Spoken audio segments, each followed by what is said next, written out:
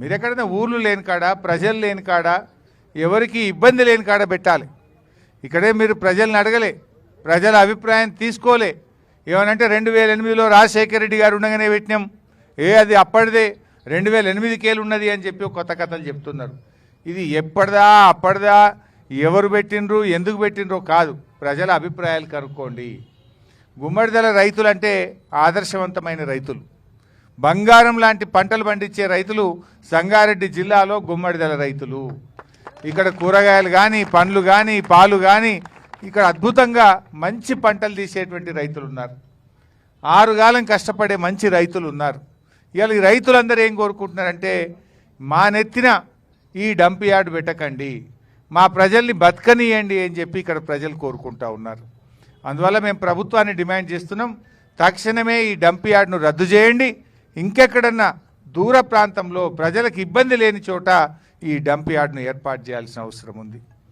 రేవంత్ రెడ్డి వచ్చిన తర్వాత లగచర్ల చూసినాం, మొత్తం పోలీసు వాళ్ళని పెట్టి భూములు గుంజుకొని గిరిజన రైతులను జైళ్ళల్లో పెట్టి బలవంతంగా భూములు గుంజుకునే ప్రయత్నం చేసిండు. ఇప్పుడే మాణిక్రావు గారు చెప్పినట్టు పచ్చటి పొలాలు ఉన్నటువంటి నేల్కల్లో అక్కడ కూడా ఫార్మాసిటీ పెట్టమని చెప్పి భూములు గుంజుకునే ప్రయత్నం చేస్తున్నారు. ఇవాళ మా గుమ్మడిదల మీద పడ్డారు. అయ్యా రేవంత్ రెడ్డి గారు, మా గుమ్మడిదలను మరో లగచర్ల చేయకండి, మా రైతులు ఎట్టి పరిస్థితుల్లో ఒప్పుకునే పరిస్థితుల్లో లేరు. ఇప్పటికే 10 రోజుల నుంచి వివిధ రూపాల్లో ధర్నాలు చేస్తుండ్రు. అక్కడ పారానగర్లో చేస్తుండ్రు, ఇక్కడ గుమ్మడిదలలో కూడా ధర్నాలు చేస్తున్నారు. ఎందుకోసం చేస్తున్నారు?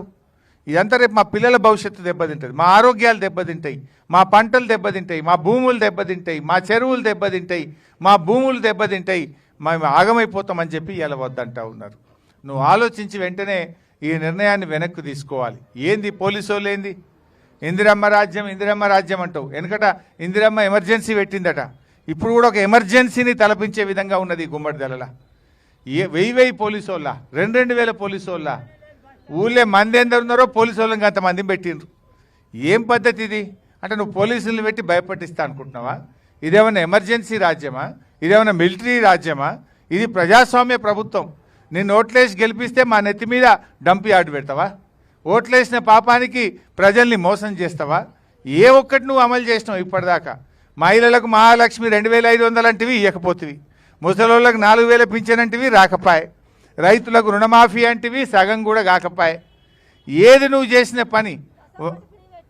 బస్ ఒకటి పెట్టినాడు, గదొకటే, గది తప్పేమి లేదు. అందులో కూడా పంచాయతీలు. ఇక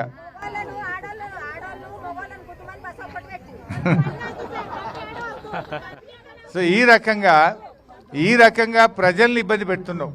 సో ఇప్పటికైనా మా గుమ్మడిదల అక్కా చెల్లెళ్ళు, అన్నదమ్ముళ్ళు, మా రైతుల అభిప్రాయాలను గుర్తుపెట్టుకొని తక్షణమే ఈ డంప్ యార్డ్ను ప్రజలకు ఇబ్బంది లేని చోట, గ్రామాలు లేనటువంటి చోట, రైతులకు ఇబ్బంది లేని చోట పెట్టాలి తప్ప ఇక్కడ ఈ గుమ్మడిదలలో పారానగర్లో పెట్టొద్దని ప్రభుత్వాన్ని మేము కోరుతా ఉన్నాం.